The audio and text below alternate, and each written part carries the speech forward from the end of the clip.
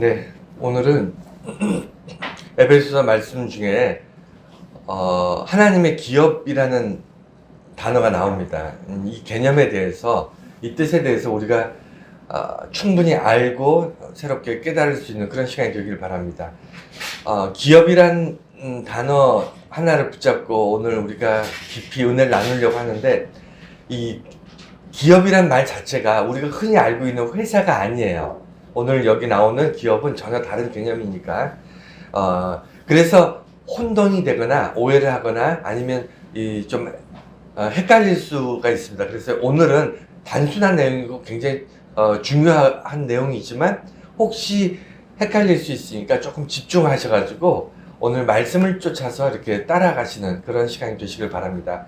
왜냐하면 그리스도인들은 사실 약속을 믿고 사는 사람들이잖아요. 뭔가 우리가 예수 믿는다고 해서 갑자기 통장에 돈이 막 쌓이거나 예수 믿는다고 해서 아파서 누워있던 사람이 갑자기 벌떡 일어나고 이런 일은 흔하게 일어나지 않습니다. 하지만 모든 그리스도인들이 예수를 믿는 순간 하나님의 자녀가 되고 하나님의 기업이 된다고 그렇게 기록되어 있어요. 우리는 그걸 알고 있습니다. 이것만큼은 모두가 동일해요. 모두가 똑같이 누릴 수 있는 참된 복입니다.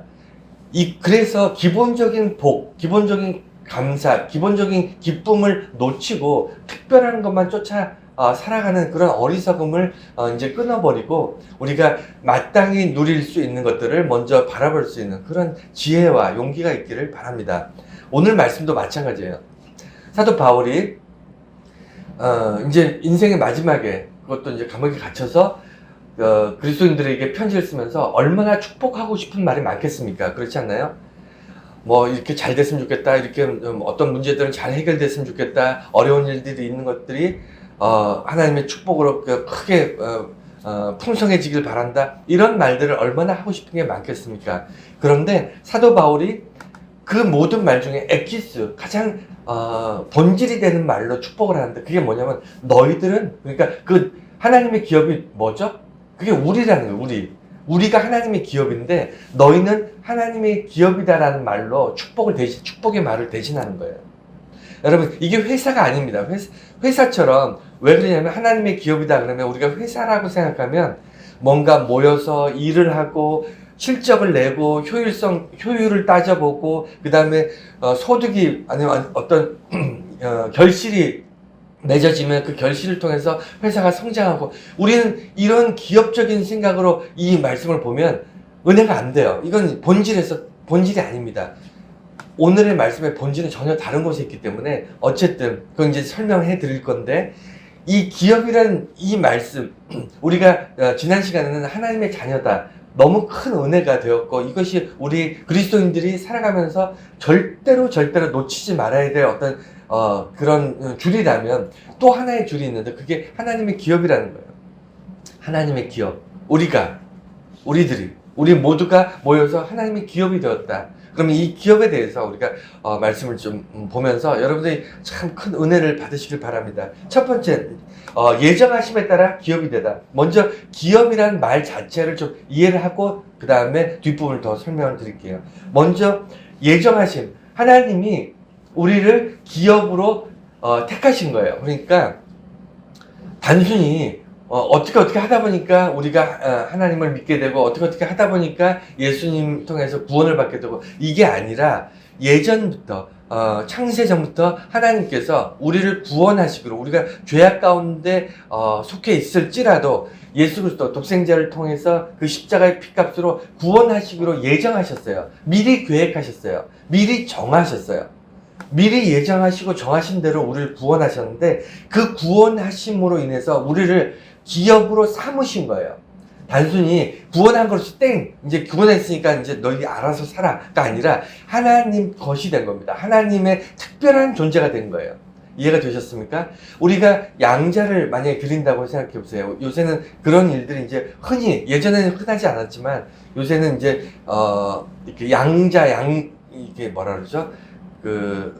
직접 낳지는 않았지만 우리가 마음으로 낳은 아이 이렇게 해가지고 입양도 많이 하게 되고, 국내에서도 이런 일들이 흔히 이제 나타나는데, 양자가 생겼을 때의 그 아이를 바라보는 것과 그렇지 않을 때는 분명히 엄청난 차이가 있을 거예요. 마찬가지입니다. 하나님께서 우리를 양자 삼으시고 자녀 삼으시고 나서 우리를 기업으로 만드신 것은 우리에게 어마어마한 것들을 맡기시는 거예요. 양자가 되었으니까 이제 양자로 끝이 아니라 그 양자를 맞으시면서 그 안에 하나님께서도 꿈을 꾸십니다. 하나님께서 우리를 바라보시면서 우리 안에 꿈을 꾸시게 되고 우리에게 꿈을 주시고 그리고 어떻게 하나님의 기업으로 성장할 것인가 이런 계획들을 가지시는 거예요. 그래서 예정하심이 기업으로 나타난 겁니다. 하나님의 예정하심, 하나님의 계획이 우리를 기업으로 삼으심으로 드러났어요. 그래서 기업의 의미, 여러분 성경 말씀에 나오는 기업은요, 원어가 제비뽑기예요. 그러니까 그 구약에 보면 가장 중요한 사건인데 그게 뭐냐면 출애굽한 이스라엘이 12지파잖아요. 12지파가 가나안을 정복합니다. 물론 자기들이 한 게 아니라 하나님께서 그 땅을 정복할 수 있도록 이렇게 해주셨어요. 그래서 가나안을 정복하고 나서 이제 땅을 나눕니다. 지역을 이제 12지파가 서로 모여서 살 땅을 이렇게 나눌 때 그때 제비뽑기를 해요. 유업으로 주시는 하나님께서 우리에게 맡기실 우리가 살아갈 땅, 그 땅을 나누시고 맡기시고 우리에게 주실 때 제비뽑기를 하십니다. 제비뽑기와 인구수 이런 것들을 감안해서 제비뽑기를 하는 그 제비뽑기가 바로 기업이라는 얘기예요. 똑같은 말이에요. 이해가 되셨습니까? 그러니까 단순히 우리가 뭔가를 노력을 해서 하나님께 뭔가 드리고 하나님 앞에서 뭔가 칭찬받을 만한 무슨 노력한 성과를 드러내는 그런 기업이 아니라 뭔가 수익이 나야만 존재 가치가 있고 뭔가 수익을 통해서 더 성장하는 그런 기업이 아니라 하나님이 우리에게 유업으로 주신 땅, 그것을 기업이라고 하는 거예요. 그러니까 이건 그냥 복이에요. 우리가 이제 기업이 되었으니 우리가 뭔가를 이제 열심히 살아야 되겠다. 이런 게 아니고 우리가 하나님의 기업이 되었네? 이게 이런 은혜가, 이런 감격이라고 생각하는 것이 맞습니다. 그래서 가장 기본적으로 오늘 말씀해 주시는 기업의 뜻이 하나님의 제비뽑기라는 겁니다. 그럼 제비뽑기가 왜 중요하냐면 제비뽑기는 그냥 이렇게 하나님께서 우리한테 어디로 갈지 모르니까 하나님께서 임의로 우리를 제비뽑기해서 어떻게 하셨다 이런 개념이 아니고요. 이 제비뽑기는요, 이게 보이는 거죠. 어떤 형식이잖아요. 형식. 이 형식을 통해서 아무도 제비뽑기 전에는 알 수 없었어요. 제비뽑기 결과를 알 수 없습니다. 그렇지 않습니까? A와 B를 놓고 제비를 뽑았는데 누가 될지 그 전에 알 수 있나요? 모르잖아요. 아무도 모르는 상황에서 제비를 뽑는다는 어떤 형식을 통해서 이미 제비가 뽑히고 나면 그 다음번에 하나님께서 이 사람을 뽑으셨구나. 이 사람은 앞으로 어떤 일들을 감당하겠구나. 어떤 역할을 하겠구나. 그렇지 제비뽑기에서 떨어진 사람은 그냥 우리와 함께 섬기고 살아가면서 살겠구나. 이런 것들이 제비를 뽑는 순간에 모든 것이 결정됩니다. 이것을 눈으로 목도하는 거예요. 여러분, 이 과정 자체가 하나님께서 이 그리스도인들에게 보여주시는 그런 어떤 삶의 방식이에요. 뭐냐면 내가 기업이 된다는 것은 내가 하나님 앞에서 제비뽑기 당한 겁니다. 내가 알고 내 주변이 알아요. 내가 하나님께서 나를 뽑으신 거예요. 어떤 일을 위해서 나를 제비 뽑으신 겁니다. 내가 많은 사람들 중에서 특별하게 뽑힌 거예요. 그걸 내가 봤다니까요. 그 눈으로 보고 그 세레모니, 그 행사, 그 사건 자체를 나도 알고 내 주변도 아는 겁니다. 이것을 제비 뽑았다. 내가 하나님의 기업이 되었다. 라는 의미입니다. 그리고 하나님이 부르시고 택하신다. 방금 말씀드린 것처럼 구약의 가장 중요한 사건이 가나안의 땅을 분배하는 사건이었어요. 이스라엘 민족들이 내가 이 땅 가고 싶다, 내가 저 땅 가고 싶다가 아니었습니다. 이해가 되십니까? 저마다 좋은 지역이 있을 거 아니에요. 요쪽은 기름지고 여긴 살기 좋겠다. 저긴 좀 각박하고 좀 험난해서 살기가 좀 불편하겠다. 저마다 땅이 넓은 땅에서 좋은 땅에 살고 싶고 더 넓은 땅에 살고 싶지 않겠습니까? 그런데 하나님께서 12지파를 제비뽑기해서 필요한 땅으로 다 보내세요. 거기에는 이유를 달 수도 없고요. 거기에는 하나님의 뜻이 있었기 때문에 모두가 수긍하고 감사하고 기뻐함으로 그 땅을 분배받습니다. 그리고 신약에 오면 굉장히 중요한 사건이 있는데, 이 제비뽑기에서 예수님의 12제자 중에 가롯 유다가 자살을 하잖아요. 자살해 죽습니다. 여러분 다 아시잖아요. 그래서 가롯 유다를 대신해서 11명의 사도가 남았으니까 한 명을 더 뽑습니다. 마띠아라는 사람이 이제 제비뽑기에 뽑혀요. 그 과정을 여러분이 아셔야 돼요.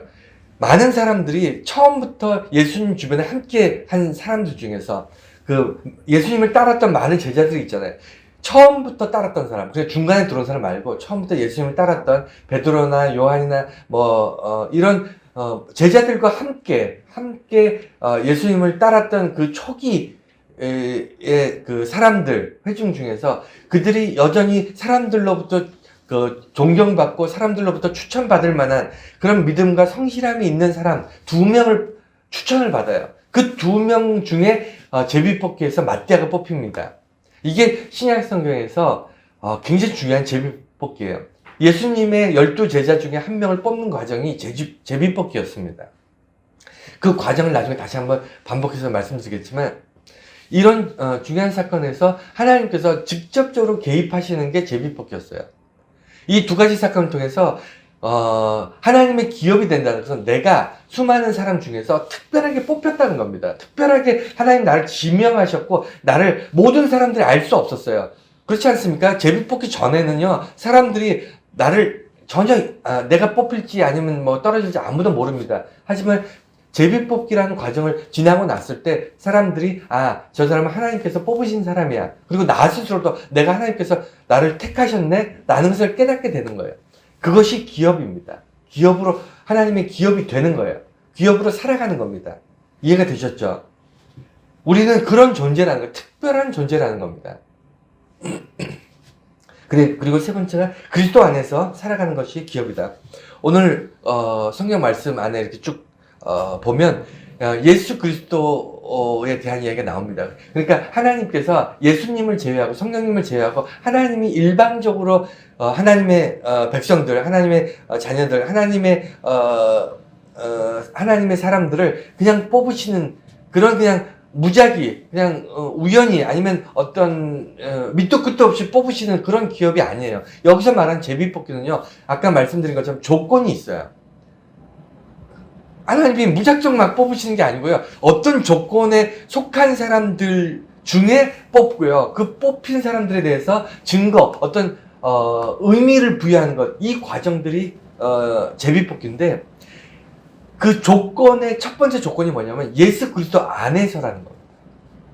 이게 굉장히 중요해요. 여러분, 하나님께서 제비뽑으신다는 것, 하나님이 기업으로 삼으신다는 것은 죄악된 사람들, 악에 있는 사람들은 하나님의 기업이 될 수 있을까요? 없을까요? 네?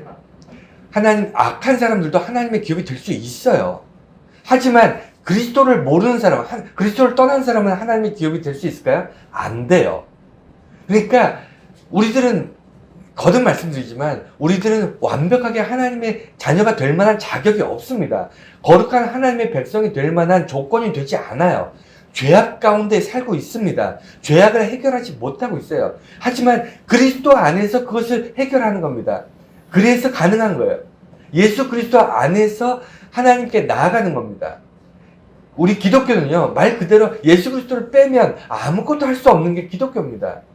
그래서 그리스도 안에 있을 때 하나님의 기업이 될 수 있어요. 이게 가장 중요하면서 첫 번째 조건이고요. 2번째는요, 뒤에 또 한번 반복해서 나오겠지만 성령으로 인치심을 받아야 돼요. 인치다는 인이 도장 찍을 때 인이에요. 도장인인데, 도장할 때 말하는 인인데, 성령님께서 우리와 함께 하시는 것이 증거입니다.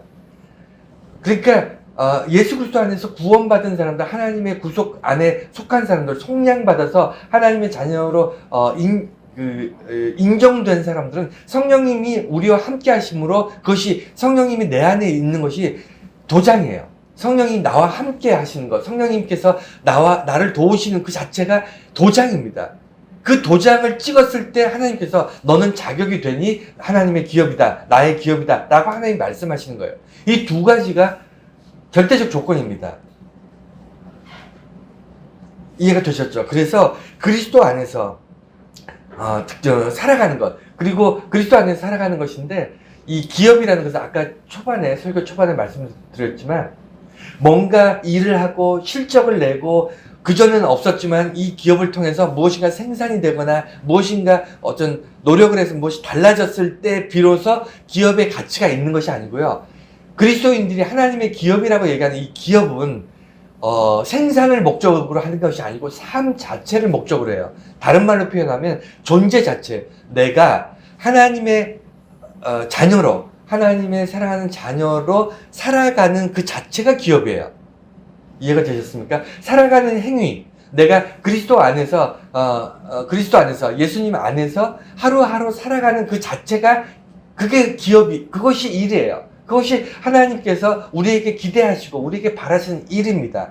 그래서 그리스도인들은 하나님의 기업인 이유가 뭐냐면, 그리스도 안에서 하나님의 백성으로, 하나님의 자녀로 살아가는 하루하루, 이것을 하나님께서 기대하시고 우리에게 기업이라고 선포하시는 겁니다. 그래서 그리스도를 떠난 삶은 하나님의 기업을 버린 거예요. 하나님께서 나를 제비 뽑으시고 나를 뽑으셔서 특별하게 만드셨는데 그 특별함을 포기하고 버린 겁니다. 그래서 하나님이 구원하셨지만 인간이 하나님을 버릴 수 있어요. 대표적인 것이 지난주에 지목사님 얘기했지만 그에게 사울 왕이 그랬고요. 사울 왕, 하나님이 특별히 사랑했어요. 이스라엘 최초의 왕이었습니다. 어마어마한 고민 끝에 어마어마한 그 경쟁 속에 뽑히지 않았겠습니까? 모든 것을 다 보고 하나님께서 특별하게 사랑하셔서 뽑았던 사울 왕이 하나님 배반하잖아요. 하나님 등 돌리잖아요. 하나님에 대해서 선한 길로 가지 못했습니다. 신약도 마찬가지예요. 가룟 유다, 예수님이 제자잖아요. 예수님에 의해서 정말 어떻게 보면 예수님 파는 그 행위만 안 했으면 두고두고 정말 많은 사람들의 사랑을 받았을 가룟 유다인데, 그가 예수님 버리는 순간 모든 것을 잃었을 뿐만 아니라 저주의 대상이 되잖아요. 마찬가지예요. 하나님께서 우리를 기업으로 삼으시고 택하시고 예수 그리스도의 보혈로 우리를 구원하셨지만, 우리가 그것을 버리고 떠나는 순간 차라리 예수의 제자가 아니었으면 겪지 않았을 너무나 비참한 후회와 그런 삶을 살 수밖에 없는 게, 그게 택함받은 하나님의 기업인 우리들의 삶의 모습입니다. 그래서 특별한 사역으로 사는 것, 특별한 어떤 업적을 남기고 어떤 사명감을 가지고 내가 그리스도 앞에 헌신하고 이렇게 살아야만 하나님의 기업이 아니라, 그냥 내가 하나님의 자녀로 존재하는 것만으로 나는 하나님의 기업이 되는 거예요. 우리 한 사람 한 사람이 하나님의 기업이 되어서 우리들이 모여 살면 하나님의 나라가 되는 겁니다. 이해가 되셨습니까? 이게 모든 그리스도인들이 누리는 복이에요. 이거는 포기하면 안 돼요. 이거는 절대로 잊어서는 안 됩니다. 다른 건 못할 수 있어요. 우리가 특별한 사역이나 사명이나 하나님께서 우리에게 주신 특별한 일들을 못할 수는 있어요. 하지만 우리가 당연히 마땅히 누려야 될 권리와 복은 포기하시면 안 되죠. 그것이 나는 하나님의 기업이야. 나는 하나님의 기업이야. 이렇게 기억하시면 됩니다. 하루 종일 수천 번 되뇌어도 아무 상관없어요. 나는 하나님의 자녀야. 나는 하나님의 기업이야. 나는 하나님의 자녀야. 나는 하나님의 특별한 존재야. 여러분, 하루에도 몇 번씩 자기 스스로 자기에게 선포하세요. 자, 두 번째. 제비뽑기의 의미. 제비뽑기라는, 이 하나님의 기업이 되었다는 말이 제비뽑기인데, 이 제비뽑기라는 의미를 좀 정확히 알면 더 우리가 간절하게 하나님의 자녀임을 기뻐할 수 있어요. 제비뽑기라는 것이 무턱대고 아까 말씀드린 것처럼 어떤 사람들의 생각을 다 무시하고 이렇게 하나님께서 막 뽑는 거냐, 그것도 아니고요. 그렇다고 인간의 의도들이나 이런 것들에 의해서 뽑는 것이냐, 그것도 또 아니에요. 여러분 잘 생각해 보세요. 우리 사회에서, 우리 세상 속에서 제비뽑기에서 리더라든가 이런 사람 뽑는 거 보신 적 있습니까? 우리 사회에서 제비뽑기로 어떤 리더나 아니면 지도자를 제비뽑기로 뽑는 거 보셨어요? 현대 사회에는 아마 없을걸요? 제가 알기로는 없어요. 제가 알기로는 사회 안에서 제비 뽑기로 뭘 뽑는 거는 절대로 없습니다. 불가능합니다. 왜냐면 사람들의 두 사람만 모여도요. 그렇지 않습니까? 그 두 사람이 뛰어난 사람이에요. 탁월한 사람일 거예요. 분명히. 그렇지 않습니까? 자리가 하나인데 그 자리에 두 사람이 경쟁을 하면요. 이 두 사람은 아주 탁월합니다. 모자란 사람이 오지 않아요. 이미 준비가 다 된 사람이 오는데 문제는 이 두 사람의 추종하는 세력들이 있을 거 아니에요. 이 사람이 올라가면 그 밑에 많은 사람들이 따라서 덕을 보잖아요. 이 사람이 올라가면 또 이 밑에 있던 사람들이 덕을 봅니다. 반대예요. 떨어지면 아무것도 안 남아요. 본인뿐만 아니라 주변에 추종하는 사람 아무것도 없습니다. 그러니까 어떻게 하냐면 죽기 살기로 자기가 되어야 되는 거예요. 그러니까 죽기 살기로 되어야 되면 어떻게 하냐면 내 능력은 이미 상대방의 능력도 서로 비슷비슷하니까 내가 더 노력해서 경쟁해서 이기는 것이 아니라 상대방을 죽여야만 내가 올라간다. 이게 현대 사회에 나타난 어떤 그런 기이 현상 아니겠습니까? 이게 단순히 정치나 이런 것의 문제가 아니고요. 경제, 사회, 문화, 예술 모든 분야에 교육도 그렇고 모든 분야의 경쟁 과정에 나타나는 그런 거예요. 그래서 뛰어난 사람이 우승하는 것이 아니고 안 밟히고 살아남은 사람이 결국 이기는 그런 사회가 되었습니다. 여러분, 제비뽑기의 의미는요, 인간들의 생각들과 인간들의 의도, 저 사람이 뽑히면 우리 세력들은 더 힘을 얻을 거야. 이런 세력들이 이런 것들을 원천적으로 막기 위해서 제비뽑기를 하는 겁니다. 여러분, 인간의 의도가 나쁘다는 게 아니에요. 인간의 의도가 잘못됐다는 것이 절대 아닙니다.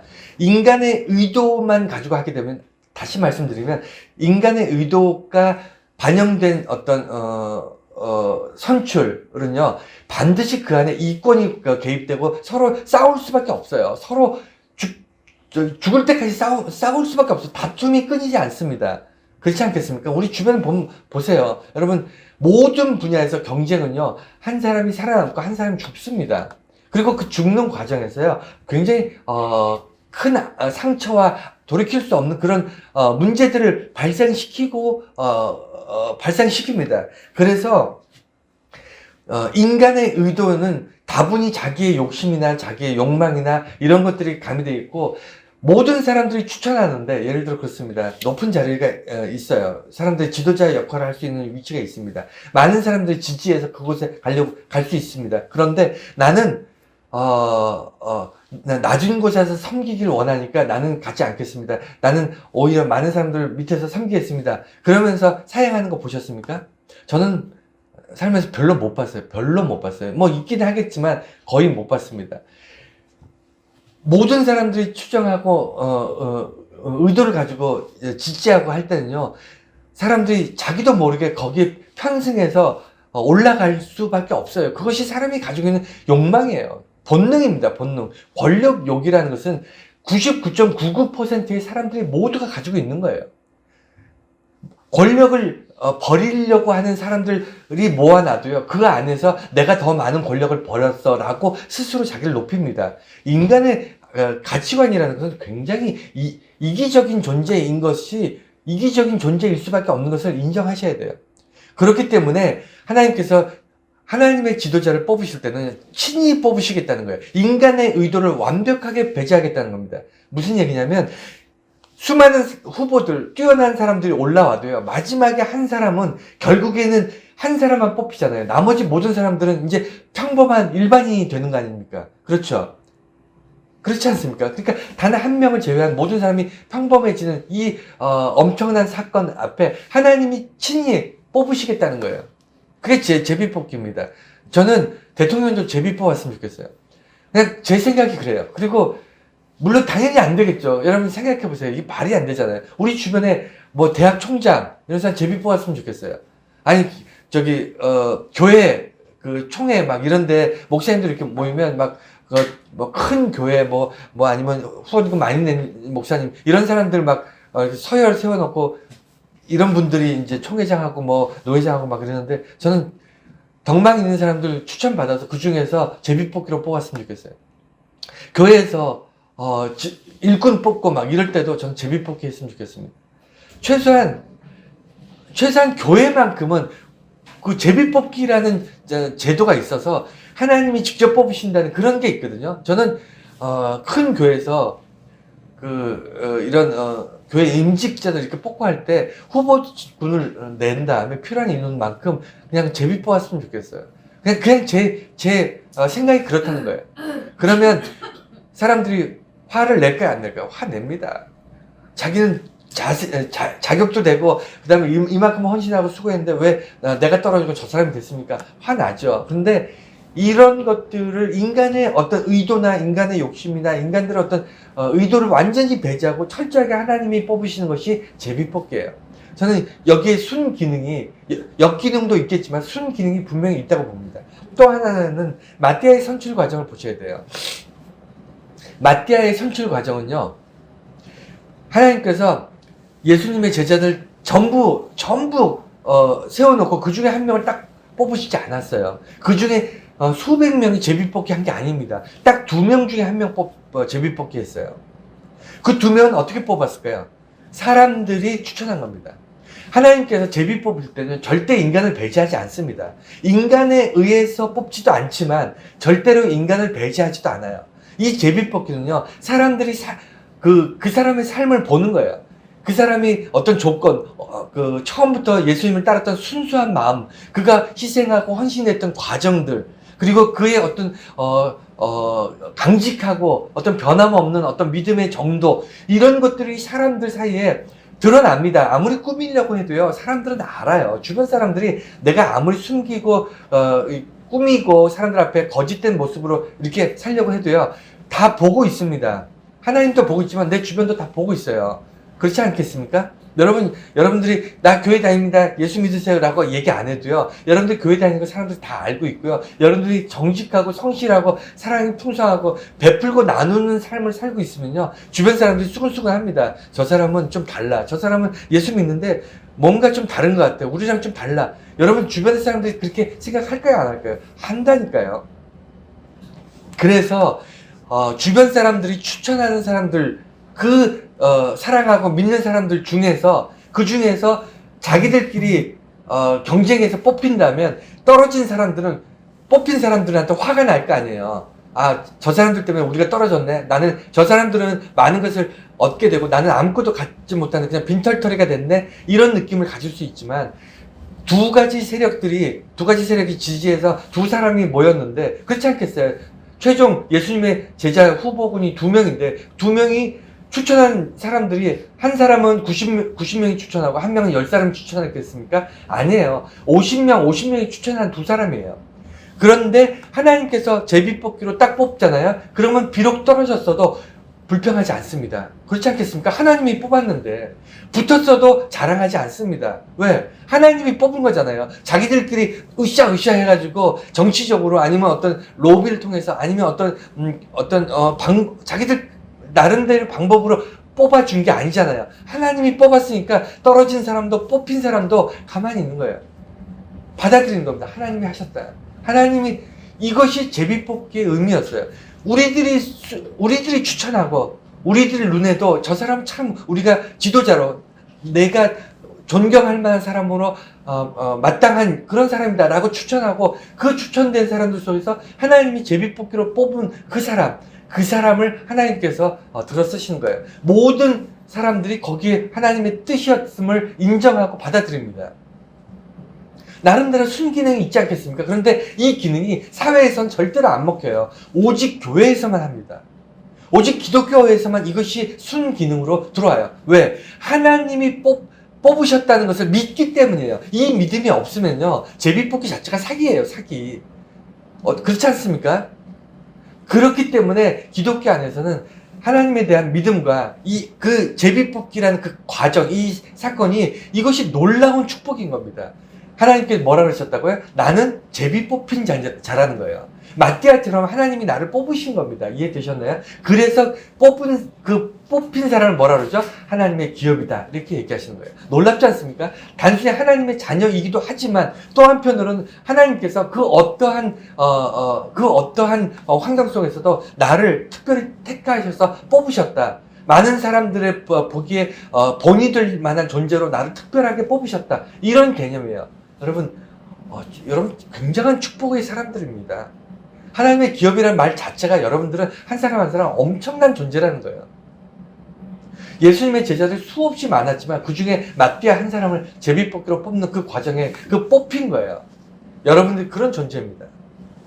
세 번째는 이제 기업의 보증. 오늘 말씀 속에 기업이란 단어와 함께 따라 나오는 것이 뭐냐면 보증이라는 얘기예요. 여러분 단순히 기업으로 삼았다라고 끝나는 것이 아니라 우리 하나님께서는 참 감사한 것이 하나님은 우리를 축복하시고 복을 주시는 것으로 그냥 당신께서 하실 일 다 하셨다라고 생각하지 않아요. 어디까지 가냐면 내가 복을 받고 있는 내가 하나님께로부터 큰 복을 받고 내가 누리고 이것을 감사하고 기뻐하는 것을 하나님께서 그것을 보기를 원하십니다. 복을 줬다고 해서 예를 들어 그렇지 않습니까? 우리가 지금 가난해서 먹을 것이 없어서 배고파서 쫄쫄쫄 굶고 있는데 하나님께서 통장에다 한 100억 정도를 집어넣으셨어요. 그런데 내가 돈을 찾아서 그 음식을 사서 배불리 먹을 줄을 몰라. 통장에 100억이 들어오면 뭐합니까? 굶어 죽고 앉아있는데. 하나님께서 우리에게 복을 주시는 것은요, 우리가 그 복을 깨닫고 누리고 기뻐하고 하나님께 감사하는 데까지 나아가기를 원하세요. 근데 그걸 우리가 잘 못하니까, 그걸 잘 못하세요, 우리가. 복을 누리는 것도, 그것도 아무나 하는 게 아닙니다. 누려본 사람이 하는 거지. 누릴 줄 모르니까 하나님이 그것을 누릴 수 있을 때까지 우리 이제 인도하시고 함께 하시는 건데, 그러기 위해서 뭐라 그러시냐면, 우리가 하나님의 택하시는 사람이다. 하나님의 기업이다. 라는 것을 보증해 주셔요. 누구한테 하는 거죠? 여러분, 하나님의 기업이라는 것을 보증하는 보증은 누구한테 하는 겁니까? 누구에게 보증하는 거죠? 누구에게 보증하는 거죠? 나에게. 이게 다른 거예요. 기업이라는 것은 어떤 거래 자체를 보증하는 거잖아요. 거래 자체를 보증하는 건데, 오늘 이 하나님의 기업, 여기에 나오는 하나님이 보증하신다는 것은요, 하나님의 기업 자체를 하나님이 보증하시는 거예요. 하나님이 책임지신 기업이고요. 하나님께서 그것을 인정하시는 겁니다. 내가 뽑았다라고 하나님이 인정하시는 거예요. 그걸 보증해 주시는 거예요. 하나님이 보증하지 않으면요, 하나님의 기업이라고 내가 아무리 얘기해봐야 소용없습니다. 내가 하나님의 백성이라고 아무리 얘기해봐야, 하나님의 아들이라고, 하나님의 자녀라고 아무리 얘기해봐야, 하나님이 난 넌 누군지 모르는데, 그럼 끝나잖아요. 하나님의 어마어마한 것들을 내가 유업으로 받을 겁니다. 하나님이 소유하시는, 하나님이 가지고 계시는 모든 것들을 내가 자녀이기 때문에 내가 유업으로 받겠습니다 라고 얘기해도 넌 내 자녀가 아니야 하면 못 받습니다. 그렇지 않습니까? 그래서 하나님이 우리에게 보증을 서시는 거예요. 내가 틀림없이 너를 구원했다 라고 얘기하시는 겁니다. 내가 틀림없이 너를 자녀 삼았다 라고 하나님께서 친히 보증하시는 거예요. 이 보증이 있기 때문에 우리가 우량한 기업이 되는 겁니다. 흔들리지 않는 기업. 우리가 망하지 않는 기업이 되는 거예요. 이 하나님이 책임지는 기업이라는 것은, 시작도 하나님이 하셨고, 택하시는 것도 하나님이 하셨고, 마지막까지 하나님께서, 이 기업, 우리를 끝까지 책임지시고 붙잡고 가신다. 이 개념이라는 것, 이거 기억하시고, 그리고, 보증 자체가, 이 성경에서 나오는 이 보증은 예를 들어 그런 거예요. 돈을 이제 갚을 거니까, 지금 현재는 갚지 않았지만, 이 사람이 돈을 갚을 거라는 것을 보증하겠다. 제3자가, 어떤 기관이, 아니면 어떤, 이 사람이, A와 B 사이 거래에서 A가 B에게 돈을 나중에 갚을 거라는 것을 보증하겠다. 이런 개념으로 보증이라는 것을 우리가 익숙해 있는데, 성경에 나오는 보증은 뭐냐면, 완납 보증이에요. 그러니까, 완전히 빚을 갚았다는 것을 보증해 주는 거예요. 이해가 되셨습니까? 그러니까 앞으로 갚을 것이다를 보증하는 것이 아니라 완전히 완벽하게 갚았다, 완납되었다라는 것을 보증하는 건데, 그게 뭐냐면 우리가 속죄되었다, 우리가 속량했다. 예수님을 통해서 99% 속량한 게 아니고요. 예수님을 통해서 예수를 믿는 순간 100% 속량된 거예요. 빚이 없어요. 우리가 갚을 것이 없습니다. 예수님께서 다 갚으셨어요. 이해가 되셨습니까? 예수님 통해서 다 갚았어요. 그것을 하나님이 보증하세요. 예수님을 통해서 내가 이제 더 이상 내가 더 헌신하고 내가 뭔가 더 헌금하고 내가 더 희생하고 내가 더 봉사하고 내가 더 기도해야만 되는 것이 아니라 예수 그리스도 안에서 100% 완납되었다. 100% 우리가 구원받는 데 있어서 100% 지불되었다라고 보증하시는 것이 오늘의 이 보증이에요. 기업에 대한 하나님이 우리를 기업으로 삼으셨는데 우리를 구원의 백성, 하나님의 자녀의 백성, 특별한 백성 삼으셨는데 그러기 위해서 우리가 죄 용서함을 받고 그 다음에 구원받고 하나님의 백성 되는 모든 과정에 지불해야 될 대가를 예수님이 십자가에 못 박고 그 살을 찢어지고 뼈 꺾이는 그 고통을 통해서 죽음에 이르렀다 부활하는 그 놀라운 기적이 일어나는 그 사건을 통해서 하나님이 100% 지불되었다는 것을 우리에게 보증해 주시는 거예요. 누구에게 보증해 주신다고요? 우리에게. 사람들에게 보증하는 것이 아니라 구원받은 나에게 너는 100% 지불된 존재야 라고 보증해 주시는 거예요. 그것을 기업의 보증이라고 하는 겁니다. 하나님의 기업에 대한 하나님의 보증. 여러분 한 사람 한 사람이요 하나님의 보증 증서예요. 이해가 되셨습니까? 여러분들은 그 무엇도 사탄 마귀 아무리 1000만 마리가 와서 우리를 쓰러뜨리려고 넘어뜨리려고 해도요 우리는 예수 그리스도 이름을 딱 들이대는 순간 그 어떤 것도 우리를 발목 잡을 수 없습니다. 우리는 하나님의 보증 존재예요. 보증서 그 자체예요. 우리는 존재 자체가 하나님의 기업이고요. 우리는 존재 자체가 하나님의 보증서예요. 얼마나 놀라운 축복입니까? 그렇지 않습니까? 완납이 될 수도 있고 안 될 수도 있고 내가 조금 더 노력하면 될 수도 있고 뭐 조금 더 노력하지 않으면 좀 떨어질 수도 있고 이렇게 하면 얼마나 불안하겠어요. 근데 이미 완납됐다는 그 보증서 그것이 하나님께서 우리에게 주시는 완납 보증서라는 겁니다. 그리고 가장 중요하다기보다 또 중요한 것이 뭐냐면 아까 설교 초반에 말씀드렸듯이 보증을 내가 하나님께 보증했다 말로만 들으면 잘 실감이 안 나잖아요. 성경에 기록된 것만 가면 믿음만 가지고 있으면 어떨 때는 믿어지기도 하고 어떨 때는 힘들고 어려우면 진짜 내가 하나님의 기업이 맞나 하나님의 정말 축복 예수님 안에서 완전히 100% 구원받은 하나님의 자녀가 맞나 아닌 것 같은데 내가 그렇다면 이제 삶이 이렇게 힘들고 곤고하고 기도하는 것들이 응답이 안 되면 나는 버려진 존재 아닐까? 여러분 그런 생각 할 수 있잖아요. 저와 여러분들 그런 존재입니다. 연약하니까 죽을 때까지 예수 믿고 교회 다니고 신앙생활을 해도 우리는 수시로 그렇게 혼란스러울 수 있어요. 그런 존재입니다. 그렇기 때문에 하나님께서 보증에 대해서 딱 인을 치시는 거예요. 도장을 찍으시는 겁니다. 보증서, 내가 보증서인데 이 보증서에 도장을 찍어야 그게 효력이 있잖아요. 그렇지 않습니까? 하나님의 보증서인 우리들, 나 자신에게 도장을 딱 찍음으로써 이것이 효력이 발생되는데 그 도장이 성령님이에요. 그 성령님이 우리를 보증서에 하나님의 보증에 대해서 도장을 찍는 건데 성령님이 하시는 일이 뭐죠? 성령님이 내 안에서 내 안에 성령님이 계셔야 보증이 이제 되는 건데 하나님께서 보증의 증표로 성령님을 내게 주셔서 내 안에 계심으로 도장을 찍으신 건데 내 안에 계신 성령님이 하시는 일이 뭐죠? 예? 성령님께서 내 안에서 하시는 일이 뭘까요? 이게 다 아시잖아요.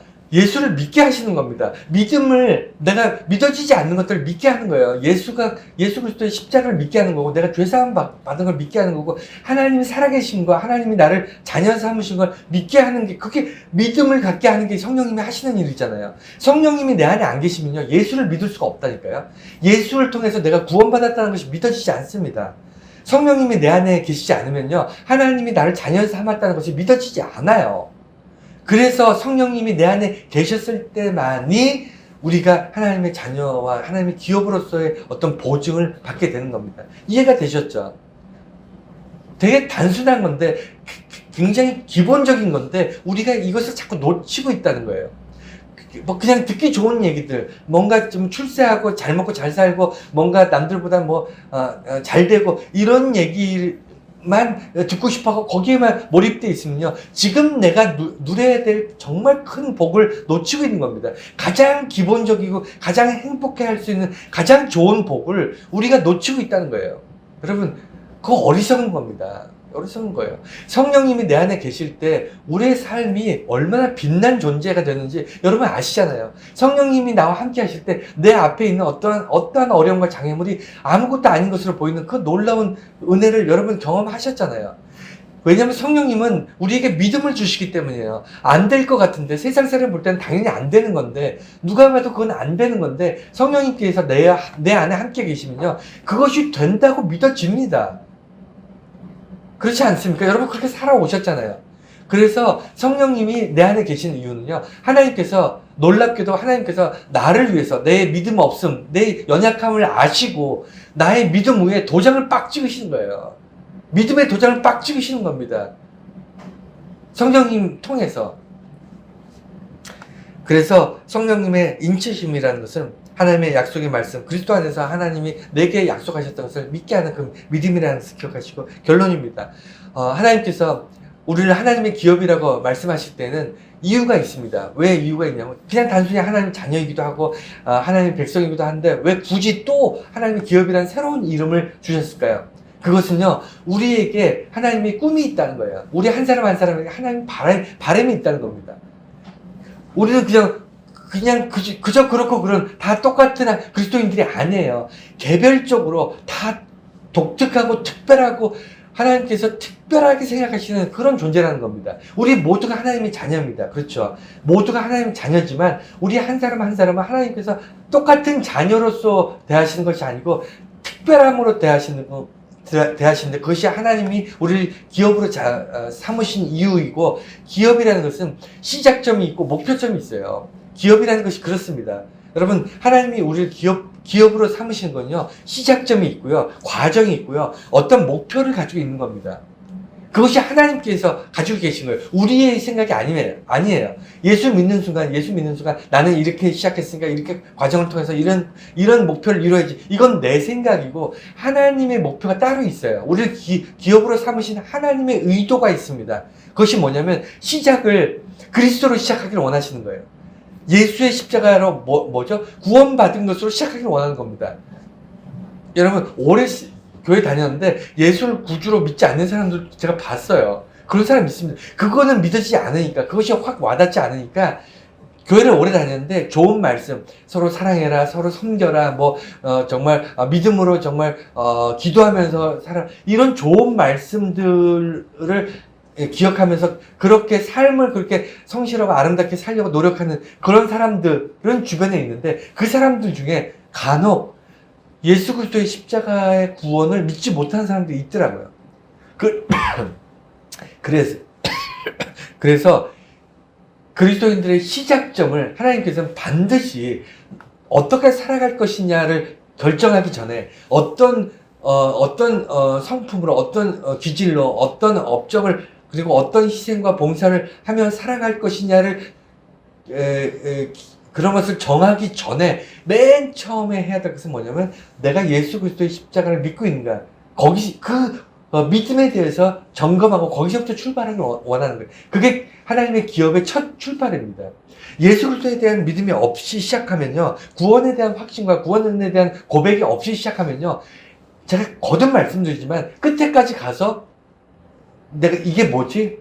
나는 하나님의 자녀가 아닌 것 같은데, 이렇게 흐지부지하게, 내 믿음은 어디가 있지? 이렇게 살아가는 사람들이 있다니까요. 힘들어지고, 점점 어려워지고, 몸이 약해지고, 이제 이 땅에서 이제 생명이 끝나가는, 우리 생명의 불꽃이 사그러지는 그 순간 되면요, 내가 오랫동안 신앙생활을 했는데, 내가 교회 오래 다녔는데, 내가 하나님 믿어지지 않아. 예수님이 나를 위해서 죽으셨다는 게, 동정녀 마리아가 하나님의 독생자를 낳으셨다는 것이 믿어지지 않아. 이런 사람이 있어요. 있습니다. 그 사람은 처음부터 다시 시작해야 되는데, 시간이 얼마 없잖아요. 평생, 왜 교회 다니고, 왜 그렇게 봉사하고 희생했나요? 처음부터 믿음을 가지고 제대로 시작했으면 얼마나 일평생이 복된 인생이었겠습니까? 그래서 지금도 늦지 않았어요. 내가 예수 그리스도의 십자가 믿어지지 않으면 돌아가야 돼요. 처음부터. 그게 시작입니다. 하나님의 기업은요, 그 시작점을 항상 기억하셔야 돼요. 돌아가서, 아니, 내가 예수 그리스도를 믿고, 그 십자가를 믿고, 구원받았음을 믿고, 하나님의 백성이 된 것을 믿고 시작을 해야지. 이게 출발점이고요. 하나님의 과정은 하나님이 성령님과 함께, 동행해 사는 그 존재 자체. 그리고 그 동행함 자체가 왜 중요하냐면요. 거듭 말씀드리지만 예수님께서는 멍에를 같이 매라고 하셨어요. 그러니까 내가 가고 싶은 길로 가는 것이 아닙니다.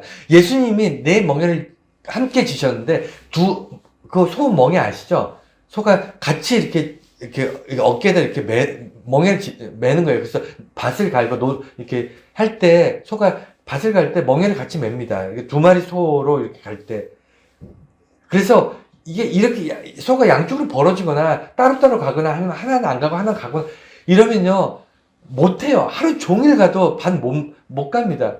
똑같은 템포와 똑같은 속도와 똑같은 방향으로 똑같이 걸어가 줘야만 일을 할 수 있어요. 그래서 예수님께서는 함께 멍에를 맨다라고 얘기를 합니다. 그 얘기는 뭐냐면 내 고집대로 예수님께서 내가 악한 길로 죄악된 길로 가려고 할 때 예수님께 따라오실까요? 예수님께 당연히 따라오지 않으시죠. 그러면 우리는 아무것도 못하고 제자리에서 평생 소모적인 인생을 삽니다. 그럴 때는요, 예수님이 가시려고 하는 길로 그냥 함께 멍에를 메고 가면 돼요. 그래서 기업에, 내가 기업이다, 하나님이 기업이다, 라는 사람들은 어떻게 살아가냐면, 함께 예수님과 멍에를 메고 사는 거예요.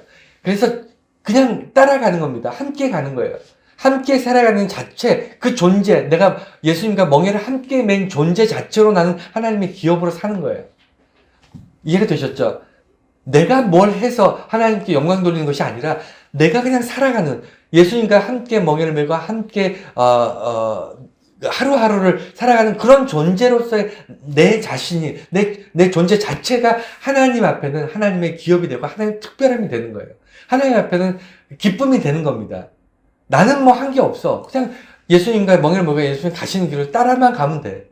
그게 그리스도인들의 삶의 방식이고요. 목표, 기업의 목표, 하나님의 기업의 목표는 시작이 있고 과정이 있으면 이제 어디까지 어디까지 가겠다 이런 목표가 있을 거 아니에요. 기업은 당연히 목표가 있습니다. 올해 성장 목표 뭐 이런 거 있잖아요.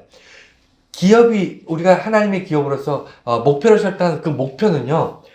오늘 성경 말씀의 결론이에요. 그게 뭐냐면 하나님께서 기업으로 삼으신 이유는 그 기업을 통하여 하나님의 예정하심에 대한 찬양을 부르게 하시려고 하시는 거예요. 여러분, 그리스도로 거듭나고 태어나서 시작해서 예수님과 함께 멍에를 메고 성령님의 인도하심을 따라 하루하루 살아가는 사람들의 목표가 뭐냐면 하나님을 찬송하는 겁니다. 그러면 노래를 잘해야 되겠네요? 아니에요. 노래하는 게 아니에요. 여기선 노래하는 찬양도 있습니다. 찬송하는 것이 하나님께 노래로 찬송하고, 그럼 노래 잘하는 사람은 하나님을 찬양하고, 노래 못하고 노래 안 하는 사람들은 하나님 찬양 안 하는 건가요?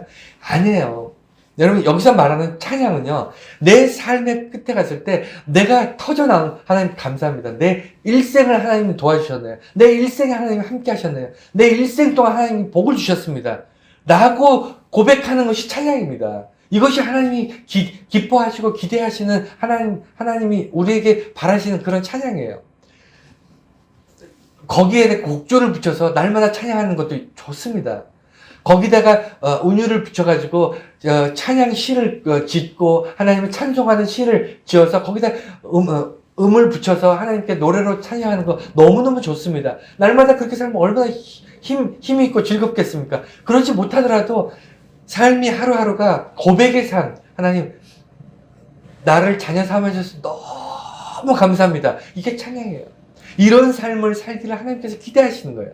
저와 여러분들은 그럴 만한 자격이 충분히 있는 존재입니다. 왜냐하면 하나님이 나를 택하셔서 기업으로 삼으셨기 때문에, 나를 제비 뽑으셨기 때문에, 나를 특별한 존재로 삼으셨기 때문에. 이해가 되셨습니까?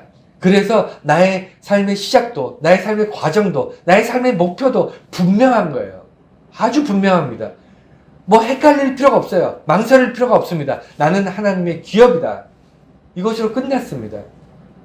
여러분, 이런 축복, 이런 기쁨, 이런 복을 포기하지 마세요. 이런 복을 누리면서 사십시오. 특권입니다. 예수 믿는 특권이에요.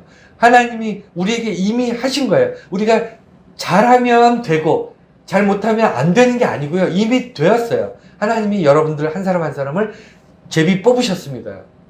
여러분 그 감격으로 사십시오. 그 감격으로 내가 조금 힘들고 어려울 때 뚫고 일어나세요. 조금 안 되고 막히고 답답할 때 여러분 그걸 뚫고 나가십시오.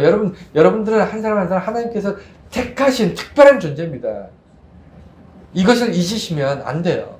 여러분 오늘도 한 주간도 그리고 앞으로 남은 삶도 여러분 하나님의 자녀로 하나님의 특별한 기업으로 여러분 승리하시면서 복된 인생들을 사시기를 축원합니다.